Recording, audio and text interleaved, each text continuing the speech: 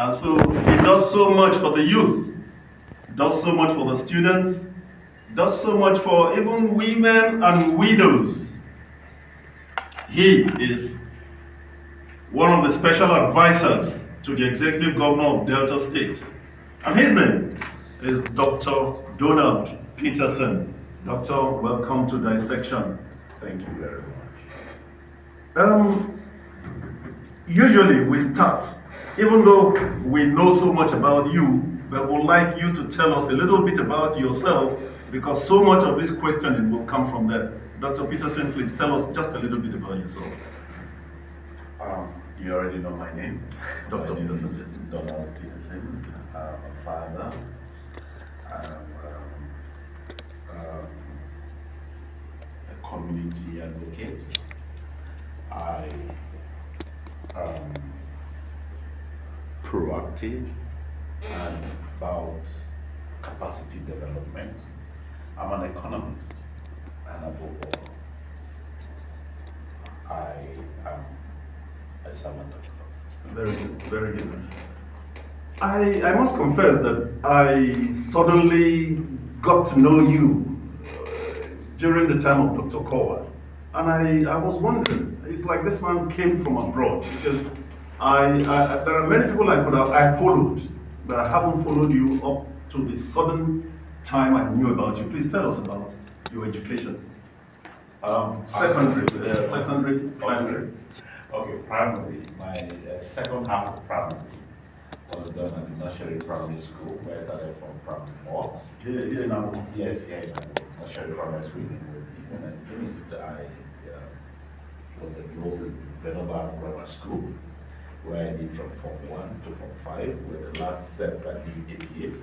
That did Form 5, did that 88 sets. And when I finished, I got admission to university to study medicine in 89, but that was a short peak because of some certain things. First semester, during the first semester that ended, I had to go to Abuja, where I stayed with my cousin. And so 1990, I traveled out again. University of Abuja didn't have medical sciences, they had social sciences, so I ended up studying economics. As I was finishing my first degree in economics, that was when the University of Abuja came up with financial economics. It sounded so nice. It was different from MSc, MFE. It was different. And as a naive young man, I just thought, oh, that degree is different from MBA, different from MSc. So I told my dad I just want to do MFE, and I registered. The first lecture we discovered is an executive master's degree. It's not an academic master's degree. So, but already I've paid. So I finished that. When I did that, and I now had to do MSc economics again in University of Abuja. And then the idea of going abroad, was there. We all wanted to see London for the first time, and so I started to make economics for PhD program, and I was on that. But I was advised to actually get a master's degree. When they offered me, I haven't had 2 master's degrees already. So they offered me that also, so I wanted to go out.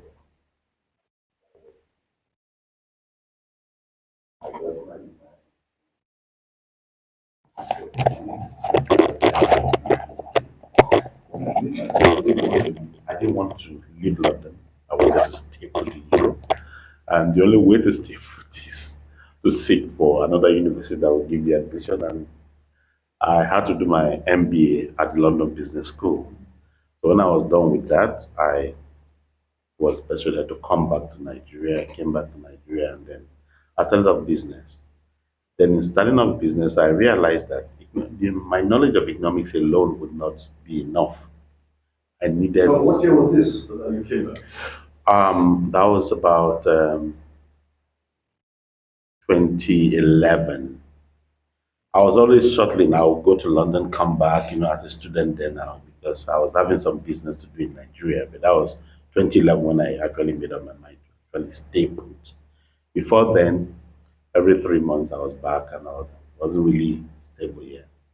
So I now had to do another PhD in finance in University of Nasarawa State University.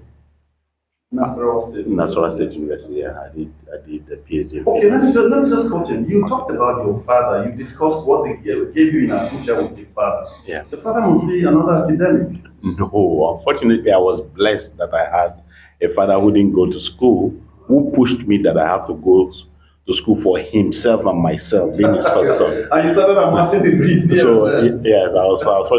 let me tell you, when I finished my first PhD, then my father said I will go another PhD for him. So I did the second PhD. He said, okay, after PhD, what's then? I said, it's the normal degree. He said, no, there is one thing they call people. They like that name. I said, Professor. He said, yes, you must go and study professor. Yeah. So yeah, that was my father. He loved knowledge, he loved school, he loved academics. Then let me talk about wealth. How wealthy was he, or how wealthy were you growing up? Because all these schools, were there scholarship, were there money funded by family? No, my father was an average man. I come from a family where the black tax was very prominent, even if we don't call it black tax. Of course, you know what black tax means. Black tax means that, you tend to like take care of your siblings, your nibblings, and everyone in the family. So I come from that family that has support and network, yes. So it wasn't very difficult a thing, for them to do for me, yes. Fantastic. Fantastic. We will take a little break. When we come back, we will begin to tease out more issues. Dr. Peterson, Donald Peterson. Which one is the surname? Peterson. Peterson. Nigerians, I'm presenting to you Dr. Donald Peterson. We'll be back. Thank you. Yeah.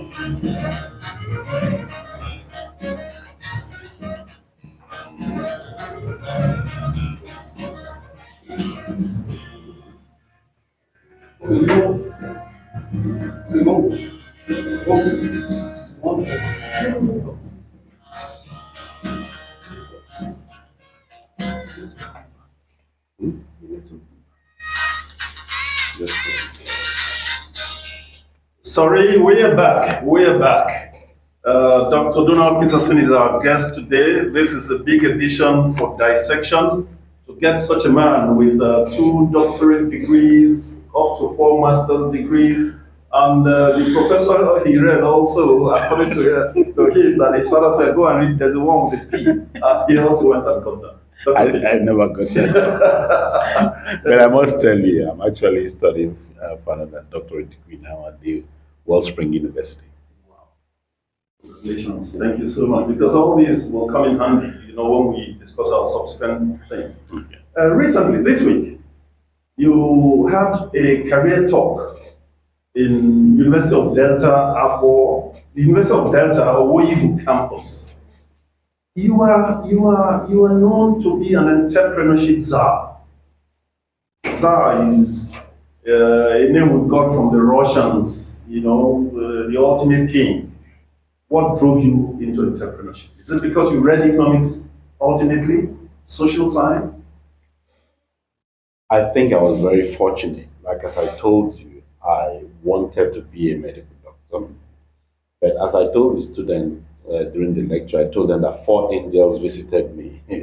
Angels in human form, excuse me. They are young men who felt I crossed a line and they didn't want me to cross that line, and then they gave me ultimatum to leave. As a young naive boy, I had to leave Bender State then for Abuja. So I call them angels because God used them to change the trajectory of my life. So what happened is this. When I got into school and started studying economics, I realized that social sciences teaches you to question all assumptions.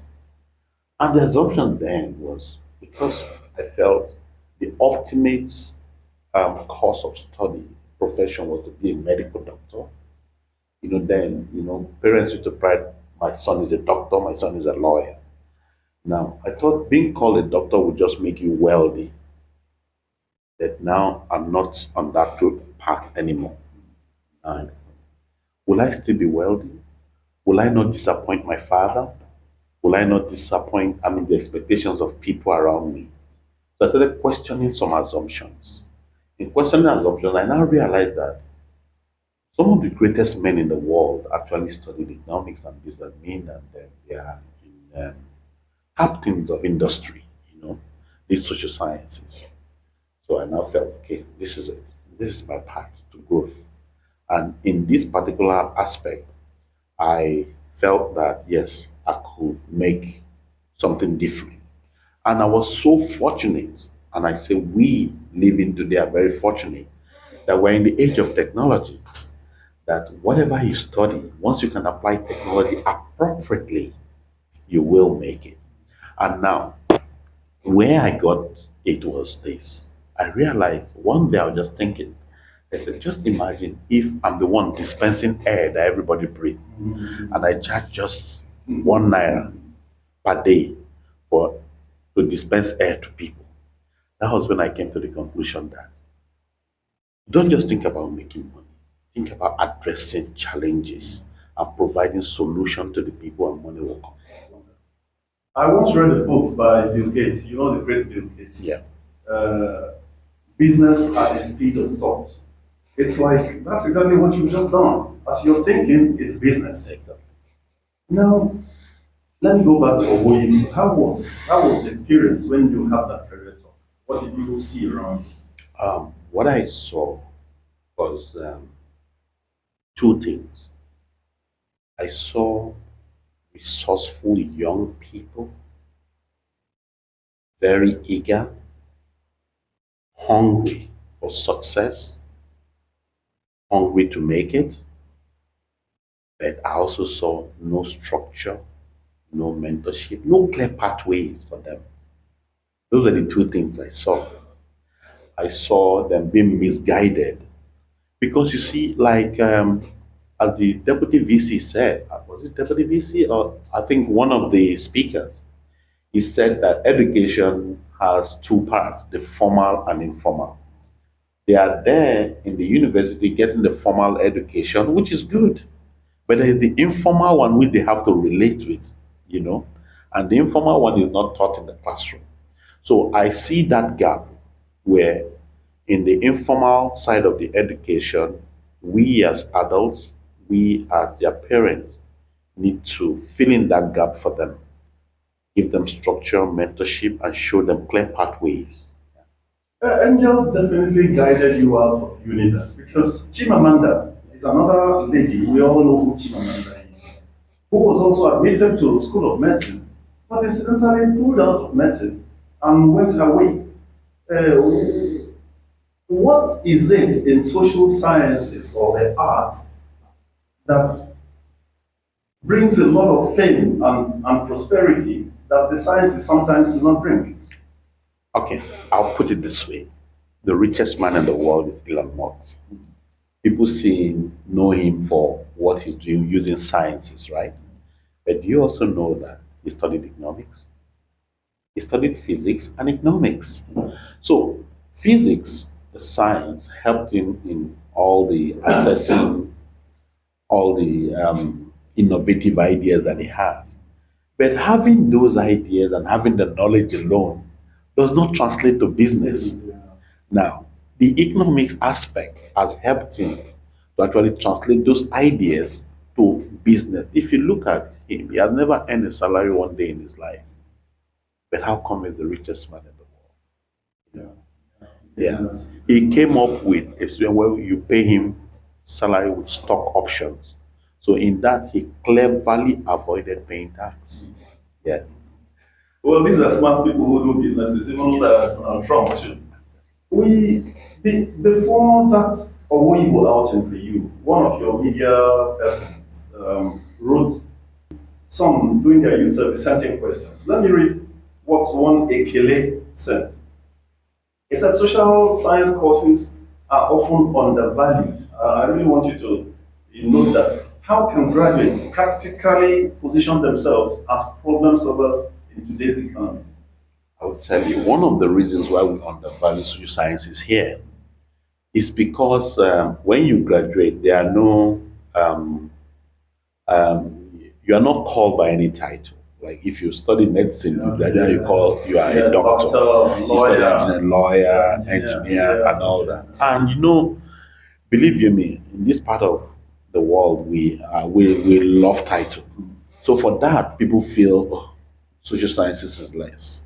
You know, but if you look at things critically, look at the richest man in Africa and the richest man in Nigeria. He studied what? Business administration. Dangote. The second richest man, Abdul Samad, studied economics. The third richest man, Adenuga, studied what? Business administration. Isn't that enough to tell you that people from the social sciences are actually the, the harbinger of success and of good news and good tidings? I tell you something. There is nothing that happens in life that is not of a social construct. Everything in life, interaction and everything, has a social construct to it. And so, students from social sciences actually in the forefront are supposed to take advantage of that. But you see, that's where mentorship comes in. Okay. And Yes, yes. Because another boy, he asked a question, and I want you to connect the dots. He said, "How can students leverage transferable skills from social sciences to thrive in today's fast-changing job market?" I think that's where. Is it only mentorship? Okay. You see, mentorship is one thing, and another is showing clear pathways. They are two different things, you see. Now, in showing clear pathways, like in the program that we're running presently at the D. Peterson Foundation with Christian Entrepreneurship, we're not just teaching tech, IT related. No, we're not. Okay? We are teaching IT with a pathway to infusing you into the business world. So your assignments are actually your project, they are your business that will launch you in and will connect you to the market. See? So these are the kind of programs that we run. And guess one thing? You know where we learned it from? I'll tell you something. When our father and our mentor, Senator Dr. Ifeanyi was the governor, he came up with several programs for capacity development. Yeah, Exactly. release and all Exactly. that. I remember. Why do you think he did that? Because he has love for human capacity development. So from there, we teed up from there. As his sons and students, we learned from him. And we now say, okay, fine. These are the programs that he has done. But one thing we realized from that one, the gap in that program, is that there's no follow-up after you've been trained and you've been given starter pack. We didn't see, or there was no feedback on 1 year after. Now that's what we are now doing. But the foundation came from him, you know, and now we're now building on that foundation to be able to say, okay, 1 year after what happened, like we have 36 ladies now that are doing upskilling, you know, and very soon, It is 36. yeah, 36 young ladies. Now we're going to give them the starter pack that is, you know, but this starter pack will not write it in their name. The receipt will bear our name, which means it's not yours. Now we give them seed capital of 200,000 to actually go and rent shops. When you rent shop, you rent that shop in D. Peterson's name, okay? Because now we will track you for 6 months to 1 year. After 6 months to 1 year, we'll now give you a transfer of ownership of both the rent and the equipment that we bought for you. Why? We realized that when our father and our mentor, Senator was doing, they were giving them starter pack, but they turn around and sell this starter pack. So those are some of the gaps that we saw, and those are some of the gaps that we're filling in. So, and we tell you, you can't sell this thing because there's an agreement between us and you, it's not your property. You know, so you either use it for that particular thing that is meant for. Yeah, easiest ask this question. What mistakes, in your opinion, do young people commonly make when planning their careers? It is to be unserious and to joke. I tell you something. During the career day talk yesterday, I asked the question, do you have data? And a guy who wants to be cheeky, but not knowing he was being stupid and foolish, said no data. No. He said no network. Can you imagine that? When he said no network, I turned around, I said, you see, this is how you would joke with your life and end up working for your peers. God forbid you end up working for your peers. Somebody said amen, of course, you understand. Those are the serious ones. Now, one of the problems that our young lads have, they think that being stupid and being affront with leaders is kind of like makes them, put them in that thing that young people, yes, is a G. Is of the Yeah, is very wrong. And that's part of the gap in upbringing also, fault in parents. We need to actually go back into parenting and learn one or two things about, how to really bring up children. yeah, Right? because this boy you just talked of, so many of them they have the cup is always half empty. They're never on the optimistic side. Yeah. Now somebody Chigozie said what inspired your journey in entrepreneurship and youth development. And how can social science students tap into similar opportunities? Yeah, what inspired me is just not one thing alone. There's so many things that inspired me. But among the primary thing is the love I had for my dad. I didn't want to disappoint him because he was expecting to have a child, his first son being a medical doctor, lady doctor. Now he's not going to have that, and now here I am. I'll end up being an economist. Then I've not seen anyone from social sciences that has made, that has made so much, Yeah, big way, that, big way, yes. big way. Is he still alive? No, he passed on about 11 years ago. Yeah. Probably didn't see you. No, he did, because, things happened to me very early, very, very early. So I actually enjoyed it very, very well. Now, you see, it's like this. So somehow, um, these things that people really need to look at deeply about their lives and how they intend their life to turn out. So for me, was not disappointing my father was part of the driving force. And that came from the kind of upbringing he gave me. And then how did I bust into it? I came up with this idea that what if I'm the one dispersing air that everybody is breathing? I will be able to make so much money. So that's when I came about. Don't look at making money, look about how to address problems. And believe me, as an economist, I run a software development company. In that software development company, we do fintech and insurtech. And we're in 5 countries. And you have software programs you manufacture yourself? So much, a lot. There are some you must have interacted with without knowing that it's actually ours. Yeah. And of course, it's business. It's Yeah, business. yeah. You do that and you trade it off. Yeah. Now, let us look into specifics. Your entrepreneurship programs. Give us an idea of what they are, where they are. Okay, let's take for example techpreneurship. Techpreneurship is a solid institution. If I'm that 150,000 youth, that is an entire future there. You understand? So we felt that they say catch them young. That is the place to actually start cultivating them. So we partnered with Unidel as a pilot scheme. We introduced the techpreneurship. Under the techpreneurship, we have 7 models.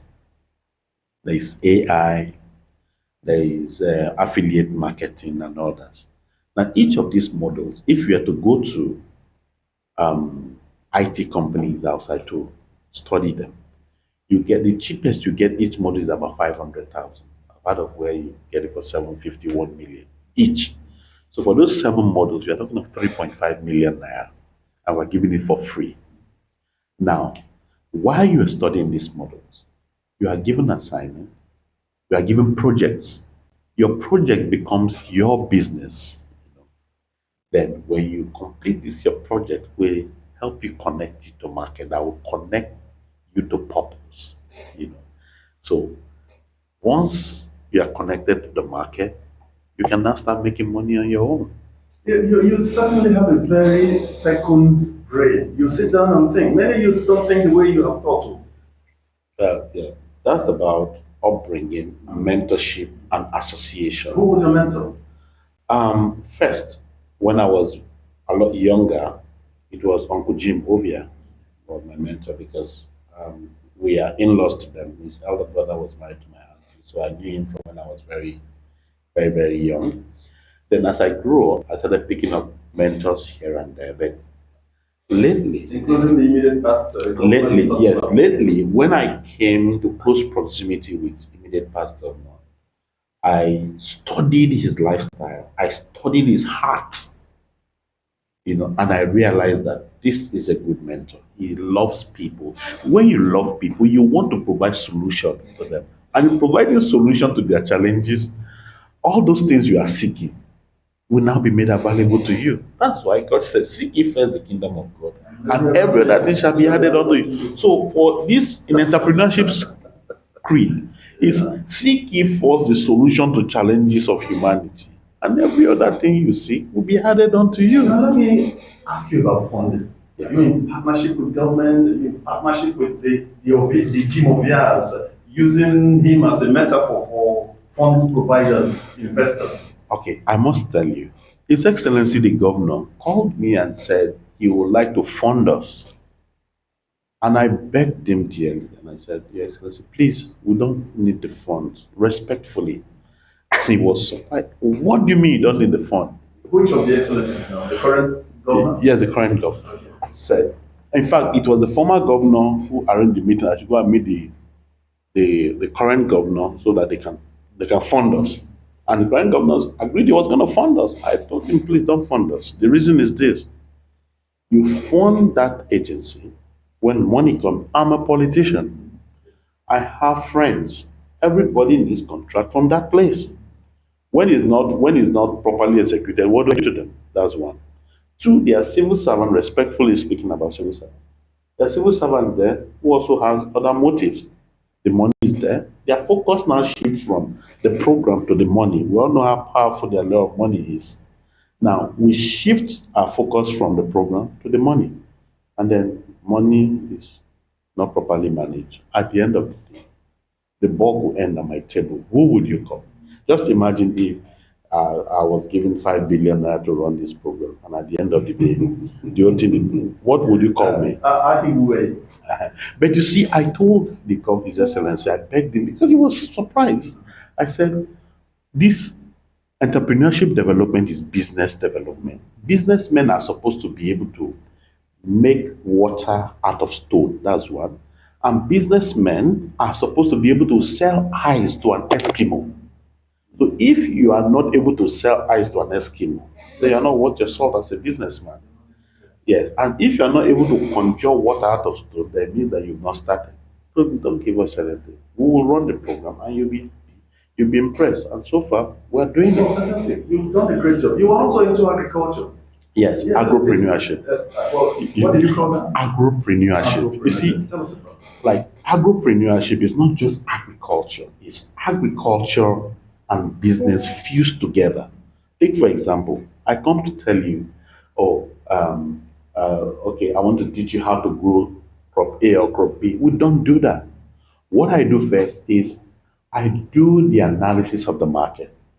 I know those crops or those plants that are highly needed in the society and where we have shortfalls. I come to you, I pitch it to you as a student, I pitch it to you. We can produce this using, for example, we don't have land, insecurity, no problem. Are you living in a house? Yes. Is there a small space there? Yeah, the space is too small. Don't worry. We use hydroponic farming system. Of course, you know what hydroponic farming system is. Yes. Yeah. We use hydroponic farming. As you are starting off, we already designed an app where you connect that app. That app connects you to the market. From the day you enter your data that you've planted, the app, the machines don't forget. The app start monitoring the growth and the fruiting of that particular plant. 2 weeks to it being 2 weeks to harvest, the app start announcing you in the marketplace that Mr. A has, say, 1,000 kg of bell pepper or 100 kg of bell pepper will be ready for market in 2 weeks in say Owoyibu in Agbo or in Mbiri or something by Mr. XYZ with your phone number there. So what happened? People start calling you. Supermarket, the market women, market start calling you. Hey, I want to book for that 100 kilogram of bell pepper. You said, okay, fine, book. Now, what they now do is they pay. When they pay, you don't get that money. The money is held. That's why we are a fintech. Money is held in trust because they believe in that. Now, when until delivery. yes, when you ship that, it app notifies that you shipped. They have 24 hours with which to either accept or not to accept. If they don't accept, well, if they don't do any action within that 24 hours, the money gets paid into your account. Okay? And that's it. Is it working? Is it just an esoteric idea? Is it working on this our soil that we're matching? It's working. It's working for people. You see, the reason is this. One thing is, the Bible says, "My people suffer for lack of knowledge." You see, when you are introducing something new, there's skepticism. People look at you and they're, "Are you sure? Are you sure it's this?" People say, "Oh no, he wants to take your money." Everybody just believes that somebody wants to take their money. Just imagine anything that happens. People have their own interpretation to it, but it's normal. But you see, look at where Facebook started. Look at all these big global businesses started. nobody ever gave them a chance. But gradually, as you do it, it starts spread. I see maybe in another 2, 3 years, this thing that I'm saying here would have been the thing of the past. People will look at it, oh no, this is no longer innovation. We already know this. But for now, it's innovation. A lot of people are not buying into it yet because they are skeptical. But when they start seeing it work, gradually they buy into it. Nigerians, honestly, are you thrilled where I am? Nobody would know that this big brain is on our soil here and doing so great. We must really commend you and wish you well as you go along. Thank you. Yeah, we will take a little break. When we come back, we'll look at other issues. Our guest is Dr. Donald Peterson.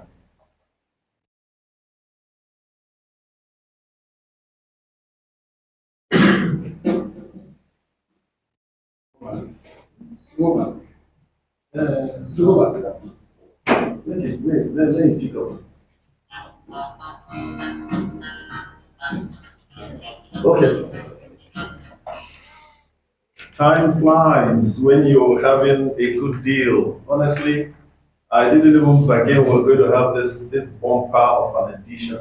We're not only, teasing out a lot from his brain, we're also being schooled and educated on so many things. We can't be grateful to you enough. Very soon, listeners, you'll be joining us. 0916 200 1019, 0916 300 1019. If you have WhatsApp or text messages, please, this is your line, 0916 800 1019. But don't keep the calls connected yet because we want to go into some topics. Dr. Peterson, recently you had Ukodo environmental exercise for schools. What's the fate of that? Okay. When we started that, the petrol was about 200 naira per liter then. So how did we even conceive that idea was this? We realized that I was traveling one day. I was driving and I saw a young boy going to school. Was it on a Wednesday or a Friday? Going to school with machete. And I did a snapshot of that guy and I held it and something in me just clicked and I said, just imagine if this picture is sent abroad and somebody just like, Delta State is not safe. Even children go to school with machete. Would you say it's a lie? The picture is there. He's going to school with a machete. It's just like a pastor who goes to beer parlor to go and buy coke and is snapped or videoed. They say this pastor, the narrative is this pastor came to this beer parlor. This pastor is always at this beer parlor. This pastor is a drunk. You understand? That's the summation. So when I saw that, I said, no, we have to change this narrative. Children must spend more time doing what they are supposed to be doing. So that's how we came up with it. And it was working. But somehow the fuel started going up and up and up. When it was about 900.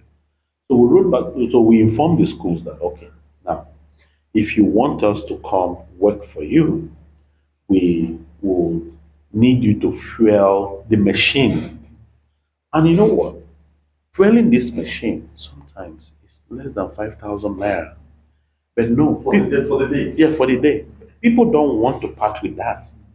They just feel, no, no, no, no, if it's not free, we're not doing it. But nobody wants to look at the benefit of it.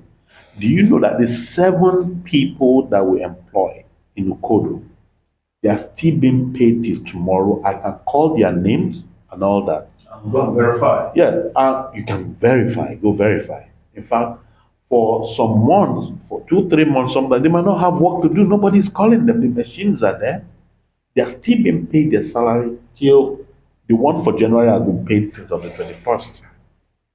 So the schools don't want to part with 5,000 naira. People don't want to part with that just to buy fuel for them to come. In fact, I'll tell you, there's a counselor in the Northeast who called one time and said, please, can they come help me clear the fuel? I said, of course. And that counselor, oh, God bless him, he bought fuel for them. They did the job. In fact, when they even said he dashed them money. You see, such are the kind of people that we're looking for. They are very ready to work. That unit is still there, but it's just very much there. Yeah. Just for those who need them to call for their services. Call for their service, just buy them fuel. You don't have to even give them the money. Just buy fuel and just fill the machine. Then they're going to and they work. You currently have this other body, Onya Oria Group. Yeah. What's that? Okay. Is a salutation for our foundation, the Peterson Foundation. You know, the Peterson Foundation is about adding value. Now that is our motto, adding value. Now, when you tell somebody and you say the Peterson Foundation, say Onyeru Ori. Onyeru Ori, yeah. Onyeru Ori means when you work, you will chop. Literally, yes. Now, it also means the other part of it means that when whatever you put in life, you will get it back. Input and output. So what we're trying to create, the mindset that we're trying to shift is shifting towards labor. Eating without labor. You're shifting away from it. Yes, we're shifting without, that is shifting from, you want to eat without laboring for it. No. You have to labor to eat. So that's just the ideology behind it. You said you're a politician. Yes, I am. Is it also a grassroots political movement? No, it's not a political movement. It's a foundation, and we're thinking about changing mindset of our people. You know, if you have to change the mindset of people, you have to start from grassroots. Now, the changing mindset of people takes a very long time. You see, the Bible said that which they have imagined in their heart, no one can stop them. So we are putting these words into them so that it becomes part of them, and then they start thinking like that. So that's just it. I see you're a religious man, really. You actually introduced yourself as such. Thank you. Now, politics. Where is it going? You are a politician. Yes, sir. 2027 is the day of it. Yes.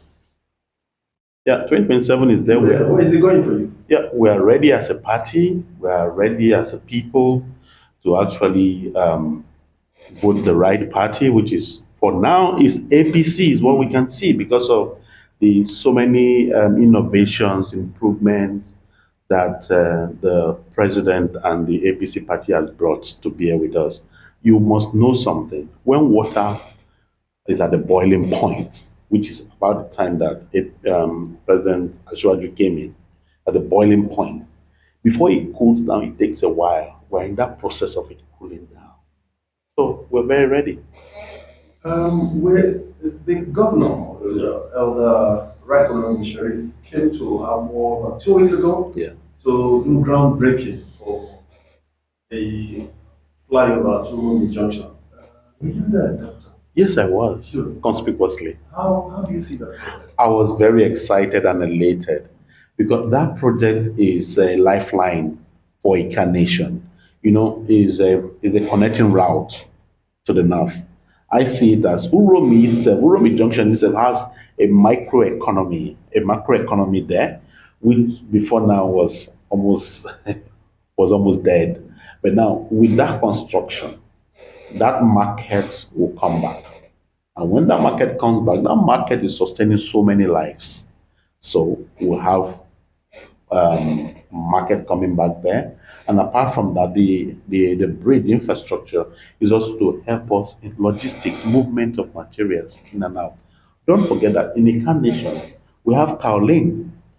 If you are to take this Kaolin now, you send in a truck to come take What is Kaolin. it used for? Cement? Kaolin is used for paint, it's used for cream, it's used for so many things, it's used for ceramic tiles.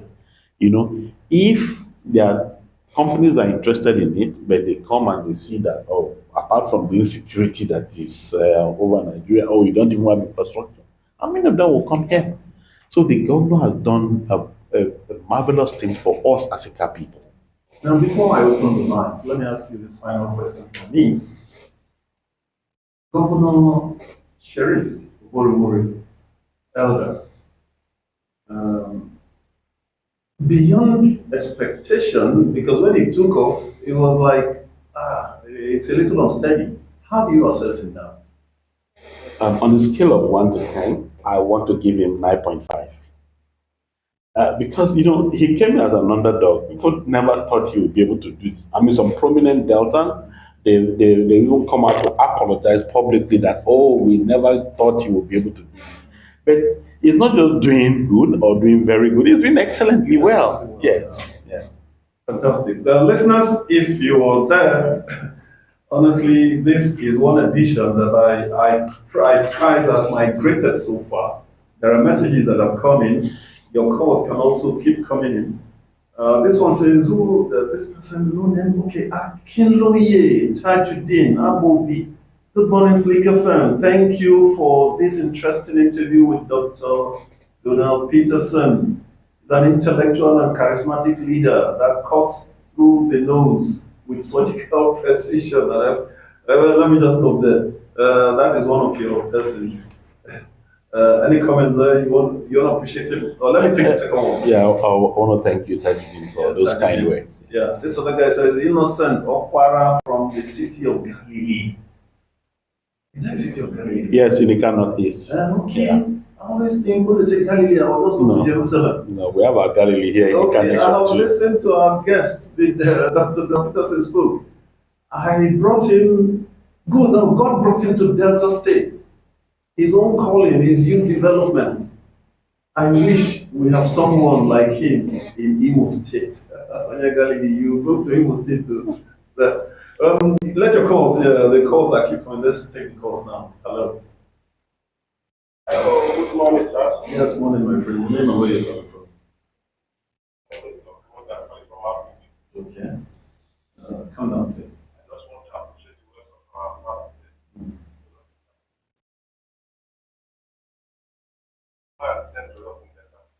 And on the 21st on the first week of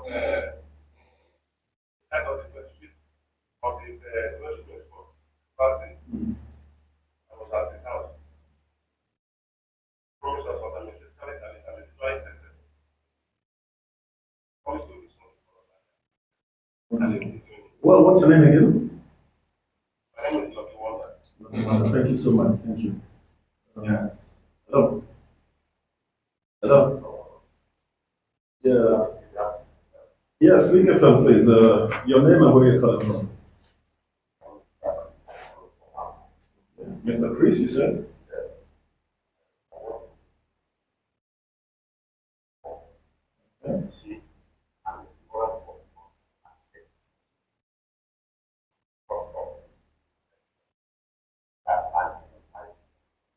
I know you have good words for us, but I'm not here. Doctor, are you picking what you say? No, not very well. Not here. Please, call back again. Let's take another call. Yeah, morning, my friend. Your name and where you're coming from. Professor who?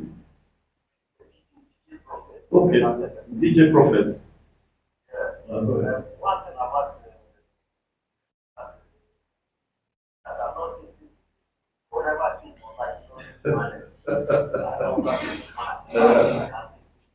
He said he does not see you face to face.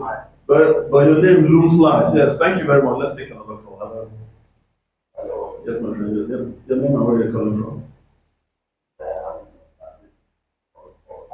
Okay.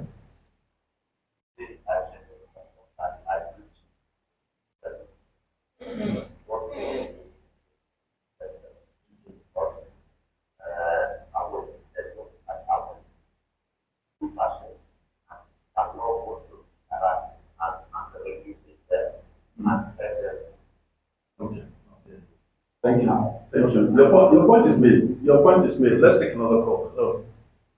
So, good morning, everyone. Yeah, morning, my friend. You know where you're calling? Thank you very much for welcome to encouraging. I want to ask your foundation. How one get into the foundation and then you get a lot of people Very good. Let him answer. Thank you. Dr. Peterson. Yeah, the foundation is open for everyone. You could see the guy who called earlier for the physically challenged. We have programs for every segment of the society. And for the physically challenged, we have what we call micro business grant for physically challenged, which we do every month. 10 from Ika South, 10 from Ika Northeast. We give them 100,000, either 2 million every month. What we give them to support their business, because we don't want them being on the street to be begging. We do it every month. Let me ask you again, because people have asked. Yeah. Where is the funding coming? Like as I told you, I run a fintech and an insurtech company. As I'm here with you, things are happening. Mm-hmm. So from that, it's part of our CSR to our community. So we pour that money in back to us. Community development. Exactly. So that's what we do. Another call, please. Who? Please. My name is Peterson. Okay, go ahead, make it one. Yeah, from I felt that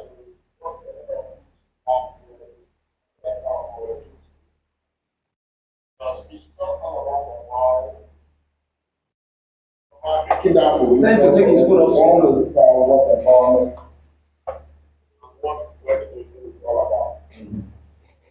So in some cases, a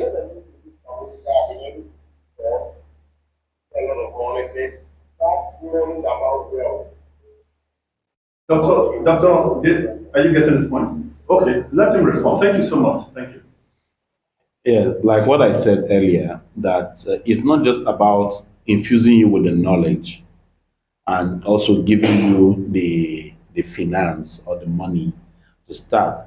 It's also about mentoring you, standing with you, tracking your development, tracking your activity, and we don't leave you till after 1 year, So that's what we do. What he's saying is very much in line and in order. Yes. Very good. Now, Dr. Peterson, I have just about 2 minutes. Where is your foundation going? What is the future for you?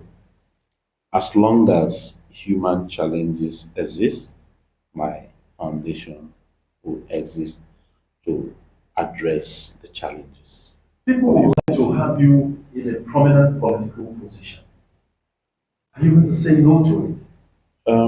One thing you must understand that in politics is different from humanitarianism. You understand? This is philanthropy we're talking about. Politics is different. So we have our political leaders, we have a political structure. At the right time, decisions will be made. But that is very different from the Peterson Foundation and what we are doing completely. And we're not just doing it to impress anybody. It is a way of life. I've been in politics, I'm not in politics. What I've been doing is just that when I came back here and Senator Dr. discovered me, made me an executive assistant, that people started hearing about this whole thing. We've been doing it a long time ago. There are people that have sent to school as far back as year 2000, year 2003, all around the world that are doing very well. Okay, you are special advisor to the Governor on Entrepreneurship Development. Please, 10 seconds, because I just run out of time. What does that do? What it does to the psyche of people is to help them reach their potential. Thank you so much. Dr.